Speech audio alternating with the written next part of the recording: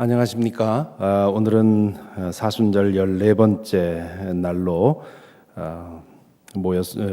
말씀을 묵상합니다. 비도 오고 또 기록적인 그런 추위가 올 거라고 해서 새벽 기도를 안 모이기로 했는데 오늘은 날 일기예보에 꼼빡 속았습니다. 어쨌든 오늘 하루 편안하게 지내시길 바라고요. 오늘 말씀은 로마서 6장 15절부터 23절까지입니다. 로마서 6장 15절부터 23절까지 읽겠습니다. 그러면 어떻게 해야 하겠습니까? 우리가 율법 아래 있지 않고 은혜 아래에 있다고 해서 마음 놓고 죄를 짓자는 말입니까? 그럴 수 없습니다. 여러분이 아무에게나 자기를 종으로 내맡겨서 복종하게 하면 여러분은 여러분이 복종하는 그 사람의 종이 되는 것임을 알지 못합니까? 여러분은 죄의 종이 되어 죽음에 이르거나 아니면 순종의 종이 되어 의에 이르거나 하는 것입니다. 그러나 하나님께 감사하는 것은 여러분이 전에는 죄의 종이었으나 이제 여러분은 전에 받은 교훈의 본에 마음으로부터 순종함으로써 죄에서 해방을 받아서 의의 종이 된 것입니다. 여러분의 이해력이 미약함으로 내가 사람의 방식으로 말하겠습니다. 여러분이 전에는 자기 지체를 더러움과 불법의 종으로 내맡겨서 불법에 빠져 있었지만 이제는 여러분의 지체를 의의 종으로 바쳐서 거룩함에 이르도록 하십시오. 여러분이 죄의 종일 때에는 의에 얽매이지 않았습니다. 여러분은 그때에 무슨 열매를 거두었습니까? 이제 와서 여러분이 그러한 생활을 부끄러워하지만은 그러한 생활의 마지막은 죽음입니다. 이제 여러분은 죄에서 해방을 받고 하나님의 종이 되어서 거룩함에 이르는 삶의 열매를 맺고 있습니다. 그 마지막은 영원한 생명입니다. 죄의 삭은 죽음이요 하나님의 선물은 우리 주 예수 그리스도 안에서 누리는 영원한 생명입니다. 아멘. 잠시 스탑하시고요. 지금 읽은 말씀을 다시 한번 읽어보시고 오늘 말씀이 무슨 뜻인지 먼저 여러분 스스로 말씀을 살펴보는 시간을 가지시기 바랍니다.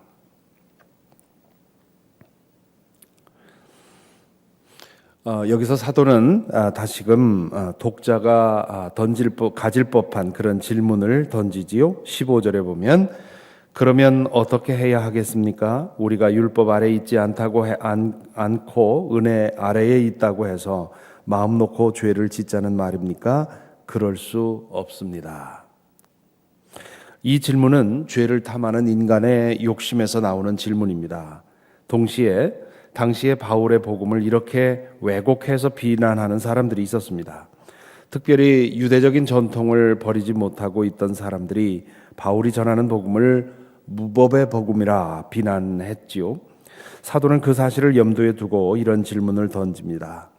그럴 수 없습니다 라는 표현은 사도가 자주 사용하는 관용구 메게노이토의 번역입니다. 어림 반푼 어치도 없다 그런 뜻이지요. 그러면서 사도는 계속해서 왜 그렇지 않은지를 설명을 합니다. 16절부터 18절 다시 읽겠습니다. 여러분이 아무에게나 자기를 종으로 내맡겨서 복종하게 하면 여러분은 여러분이 복종하는 그 사람의 종이 되는 것임을 알지 못합니까? 여러분은 죄의 종이 되어 죽음에 이르거나 아니면 순종의 종이 되어 의에 이르거나 하는 것입니다. 그러나 하나님께 감사하는 것은 여러분이 전에는 죄의 종이었으나 이제 여러분은 전에 받은 교훈의 본에 마음으로부터 순종함으로써 죄에서 해방을 받아서 의의 종이 된 것입니다. 사도는 여기서 인간은 누구에겐가 예속될 수밖에 없는 존재임을 암시합니다. 인간은 스스로 있는 자가 아닙니다. 피조물이지요. 스스로 있는 자가 아니라 있게 해주는 존재가 있기 때문에 존재하는 사람들입니다. 우리가 피조물이라는 말은 독립적인 존재가 아니라는 뜻입니다. 창조주에게 의존하는 존재입니다. 그렇기 때문에 절대적인 독립이란 인간에게 가능한 옵션이 아닙니다. 누구에겐가 혹은 무엇에겐가 의존하고 예속될 수밖에 없는 존재인 것입니다. 인간은 원래 하나님에게 예속되어서 그분을 의지하고 그 안에서 자유를 누리며 살도록 지어졌습니다. 하지만 하나님에게 등지고 홀로 살기를 선택을 했지요. 그 선택은 하나님 아닌 다른 것에 자신을 종으로 내어주는 선택이었습니다. 하나님은 당신을 의지하는 인간에게 자유를 주시지만 하나님 외에 다른 모든 것은 인간을 노예로 만듭니다. 그러므로 믿는 사람은 자신이 누구에게 예속된 존재인지를 기억해야 합니다. 예수 그리스도를 믿는 사람들은 다시금 하나님에게 돌아가 하나님의 자녀로 회복된 존재입니다. 과거에는 하나님을 떠나 죄의 종으로 살았습니다. 사탄은 하나님을 떠난 사람의 욕망과 세상의 물질을 조종해서 인간을 죄의 노예로 결박합니다. 죄의 종이 되면 그 마지막은 죽음이지요. 살아가는 동안에 맛보는 죽음, 목숨을 다하고 맞게 되는 죽음, 그리고 하나님에게서 영원히 떨어져 나가는 죽음이 죄의 종이 결국 맞게 되는 운명인 것입니다. 예수 그리스도를 주님으로 영접하고 세례를 받아 의롭다 하심을 얻는다는 말은 사탄과 죄의 결박에서 해방되어서 하나님의 자녀로 회복된다는 뜻입니다. 16절에 보면 믿음의 사람은 순종의 종이고 18절에 보면 의의 종이라고 되어 있습니다. 아담으로부터 시작하여 모든 인류에게 전염된 원죄는 불순종의 죄입니다. 하나님을 떠남으로 인해서 인간은 불순종의 종, 즉 하나님의 뜻을 거역하는 사탄의 종이 되었습니다. 예수 그리스도를 믿는 사람은 하나님의 자녀로 회복되어 그분의 뜻을 찾고 그 뜻을 행하기를 기뻐합니다. 그렇기에 믿는 사람은 순종의 종입니다. 하나님의 뜻에 대한 불순종은 죄를 낳고 순종은 의를 낳습니다. 그래서 믿는 사람은 또한 의의 종이기도 합니다. 사도는 그들이 전해받은 교훈의 본에 대해서 말하지요. 17절에 전해받은 교훈의 본. 당시에 처음 복음을 받아들인 사람에게 전수된 생활 지침들이 있었습니다. 은혜의 복음은 새로운 율법을 제시하지 않습니다. 믿는 사람들은 하나님의 자녀로 회복되어서 하나님과의 사랑의 관계 속에서 그때그때 하나님의 뜻을 찾아 행동합니다. 하지만 처음 믿는 사람들은 이것이 매우 어렵습니다. 그래서 기본적인 안내가 필요하지요. 그런 안내를 통해서 하나님의 뜻을 분별하고 능력을 키워가는 것입니다. 사도는 종이라는 은유를 계속 다음과 같이 연장하여 설명을 하고 있습니다. 19절부터 21절입니다. 여러분의 이해력이 미약함으로 내가 사람의 방식으로 말하겠습니다. 여러분이 전에는 자기 지체를 더러움과 불법의 종으로 내맡겨서 불법에 빠져 있었지만 이제는 여러분의 지체를 의의 종으로 바쳐서 거룩함에 이르도록 하십시오. 여러분이 죄의 종일 때에는 의에 얽매이지 않았습니다. 여러분은 그때에 무슨 열매를 거두었습니까? 이제 와서 여러분이 그러한 생활을 부끄러워하지만은 그러한 생활의 마지막은 죽음입니다. 여기 19절에 사람의 방식이라 그렇게 말하는데 우리식으로 말하면 비근한 예라 그렇게 바꿔 쓸 수 있습니다. 사도는 지금 노예제도를 예로 사용을 하고 있지요. 바울 사도가 노예제도를 자주 예로 사용했다고 해서 사도가 노예제도를 옹호한 것처럼 해석하는 사람들도 있었습니다. 그렇지 않습니다. 다만 복음의 진리를 설명하는 도구로 사용할 뿐이지요. 노예는 주인에게 얽매인 사람입니다. 노예는 주인의 명령에만 구속을 받습니다. 다른 사람이 그 사람에게 이래라 저래라 할 수 없습니다. 또한 한 노예의 운명은 그가 섬기는 주인에 따라 달라지게 되어 있지요. 하나님을 등지면 사탄의 노예가 됩니다. 사탄의 노예가 되는 것은 곧 죄의 노예가 되는 것이지요. 이 단락에서 사도는 죄라는 말을 두 가지로 사용을 합니다. 하나는 우리가 행하는 불순종의 행위를 의미하지요. 19절에 나온 표현을 사용한다면 더러움과 불법입니다. 다른 하나는 죄를 짓게 하는 영적인 세력을 말합니다.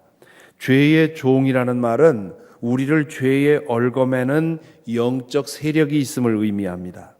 앞에서 말했듯이 인간은 피조물이어서 누구에겐가 혹은 어떤 힘엔가에 예속되지 않을 수 없습니다. 절대 독립이란 인간에게 불가능합니다. 다만 우리를 자유하게 하는 존재 하나님에게 예속되느냐, 우리를 속박하는 존재 사탄에게 예속되느냐의 선택만 있을 뿐입니다. 불행하게도 우리 인간의 타락한 마음은 하나님에게 예속되는 것을 노예됨이라고 느끼고요, 사탄에게 자기를 내어주는 것을 자유함이라고 느낍니다. 사탄의 종, 즉 죄의 종이 되어서 사는 것은 우리 안에 있는 죄성을 따라 사는 것이므로 아무런 내적인 저항을 경험하지 못합니다. 하지만 그 마지막은 죽음이지요. 살아있는 동안에도 죽음을 경험하고 죽어서는 하나님에게 영영 분리되는 죽음을 맞습니다. 그것은 자유가 아니라 방종이었음을 나중에 깨닫게 되는 것이지요. 반면에 예수 그리스도를 주님으로 영접하고 하나님의 자녀로 회복되어서 은혜의 자리, 하나님의 생명의 자리 안에서 살아가는 것은 처음에는 불편하고 부담스럽고 구속받는 것처럼 느껴집니다. 하지만 예수 그리스도를 믿는 것은 십자가에 옛사람을 못 박는 것이고 그리스도 안에서 새 사람으로 부활하는 것입니다. 그러므로 그리스도의 죽음과 부활의 사건이 우리 안에 일어나면 죄로부터 해방되어 무한한 자유를 경험합니다. 그것은 마치 게으르게 생활하던 사람이 떨치고 일어나 운동을 할 때 게으름에서 맛보던 권태로운 그 행복감이 아니라 건강하고 신선한 행복감을 느끼며 사는 것과 같습니다. 그렇기 때문에 그리스도 예수 안에서 거듭난 후에는 과거의 생활을 부끄러워합니다. 이제는 의의 종으로 자신을 바쳐서 거룩함에 이르도록 노력하게 되지요. 그래서 이렇게 지금까지 쓴 내용에 근거해서 사도는 결론적으로 믿는 사람의 존재 상태가 어떤지를 다음과 같이 말합니다. 22절부터 23절, 이제 여러분은 죄에서 해방을 받고 하나님의 종이 되어서 거룩함에 이르는 삶의 열매를 맺고 있습니다. 그 마지막은 영원한 생명입니다. 죄의 삭은 죽음이요, 하나님의 선물은 우리 주 예수 그리스도 안에서 누리는 영원한 생명입니다. 믿는 사람은 죄에서 해방된 사람들입니다. 죄의 세력, 즉 사탄의 노예 상태로부터 벗어났다는 뜻입니다. 우리를 사탄의 힘으로부터 풀어낼 수 있는 힘은 오직 하나님에게만 있습니다. 그러므로 사탄에게서 풀려나는 즉시 우리는 하나님의 종이 되는 것이지요. 사실은 하나님의 자녀가 된다라고 말해야 옳습니다. 다만 앞에서 죄의 종이라는 말을 사용했기 때문에 그것과 대칭을 이루기 위해서 하나님의 종이라고 표현을 한 것이지요. 사탄의 힘에서 해방되자마자 우리는 하나님의 힘에 예속됩니다. 예수 그리스도를 주님으로 영접할 때 통치권이 바뀌지요. 죄의 힘에서 해방되어서 하나님의 거룩한 사랑 안에 머물러 살게 됩니다. 그렇기 때문에 거룩한 삶의 열매를 맺으며 살아가게 되지요. 여기서 사도는 현재형을 사용합니다. 거룩한 삶의 열매를 맺게 될 것이다 라고 말하지 않고 맺고 있다 라고 말합니다. 믿는 순간 통치권은 완전히 바뀌지만 통치권이 바뀐 결과는 즉각 드러나지는 않습니다. 하지만 미미하게 거룩한 삶의 열매는 즉시로 맺히기 시작을 합니다. 그것을 인정해야 합니다.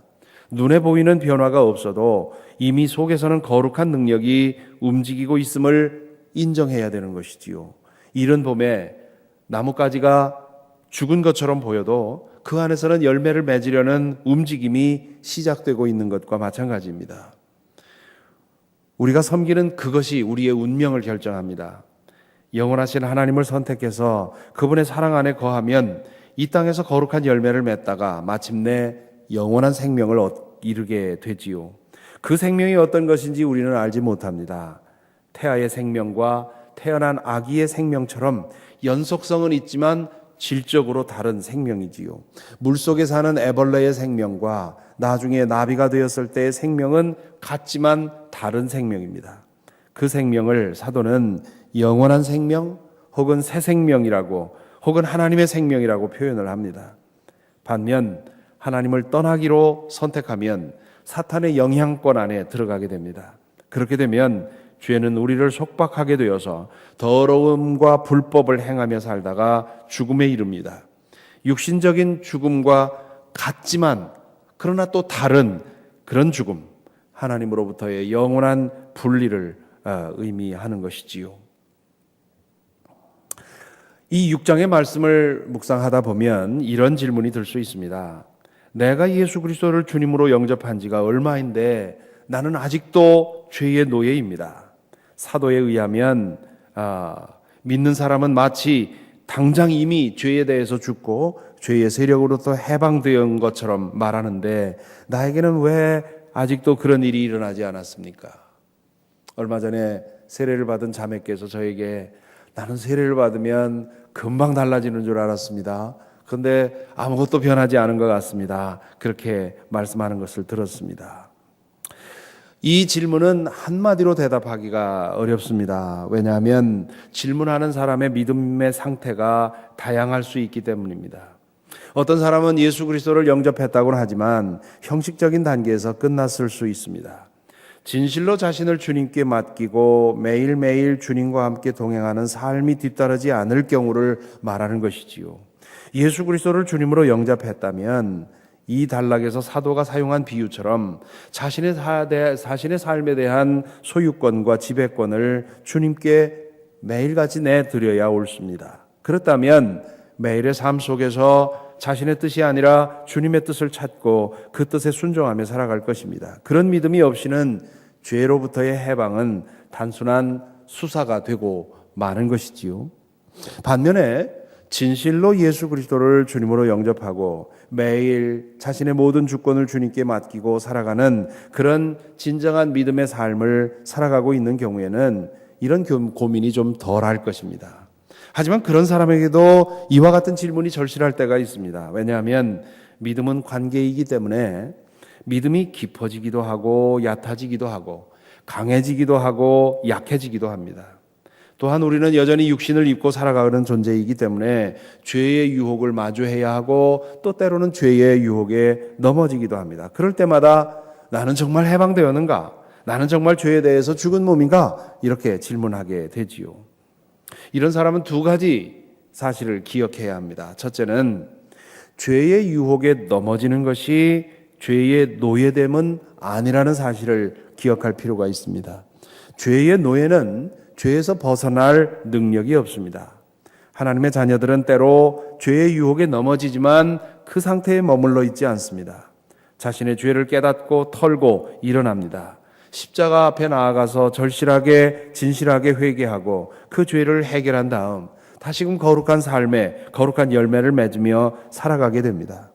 죄에 넘어졌을 때 나는 아직도 죄에서 해방되지 못한 존재인가? 라고 의심하게 만드는 것이 바로 사탄의 계략입니다. 사탄의 본질은 속이는 자입니다. 그 속임수에 속지 말아야 합니다.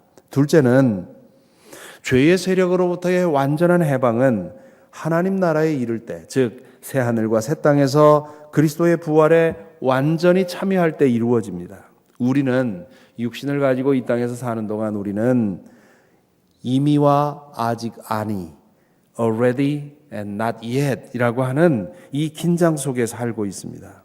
우리의 옛사람은 죄에 대해서 이미 사망 선고를 받았지만 그러나 아직은 가쁜 숨으로 생명을 이어가고 있는 것이고 사탄은 어떻게든 우리를 유혹해서 넘어지게 만들려 하고 있습니다. 그렇기 때문에 앞에서 사도가 강조한 것처럼 믿음 안에서 우리에게 일어난 영적인 변화들을 끊임없이 기억하고 상기하고 믿고 선언하고 고백해야 합니다.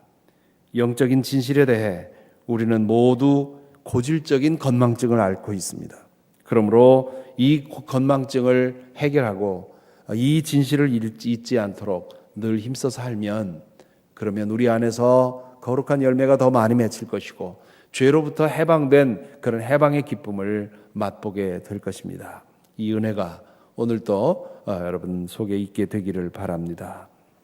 이제 기도하겠습니다. 오늘의 말씀을 잠시 묵상하십시다. 여러분은 이 문제에 대해서 어떤 상태에 있습니까? 이미 내가 죄에 대해서 죽은 몸이고 죄의 세력으로부터 해방되었다고 하는데 전혀 그런 해방감을 못 느낍니까? 아직도 죄 속에 있는 것이 더 자유롭고 하나님의 뜻을 따라 사는 것이 더 불편합니까?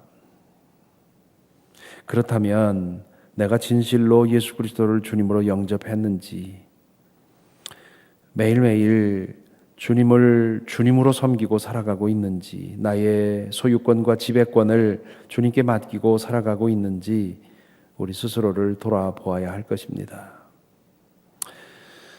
그렇게 살고 있지만 때때로 죄의 유혹에 넘어질 때마다 영적인 비참함을 느끼면서 내가 이것밖에 안 되나, 나는 아직 멀었는가 하는 그런 절망감에 빠질 때가 있습니까?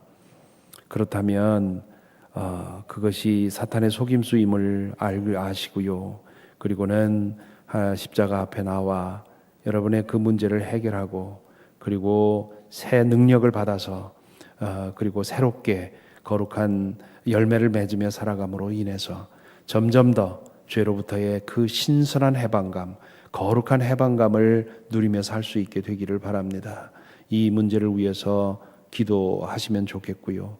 또한 오늘 공동의 기도 제목은 워싱턴 한인교회 여러 지체들, 맥클린 캠퍼스와 센터빌 캠퍼스, VOPC, 나다니엘 센터 등 여러 지체들을 위해서 기도해 주시기를 바랍니다. 특별히 VOPC가 이제 새로운 목회자를 이제 파송을 기다리고 있는데요. 하나님께서 이 길을 인도해 주시기를 위해서 기도해 주시고, 그리고 교회를 섬기는 목회자와 평신도 사역자들을 위해서, 교회 여러 가지 사역을 위해서, 교회의 갱신과 변화를 위해서 여러분 함께 기도해 주시기 바랍니다.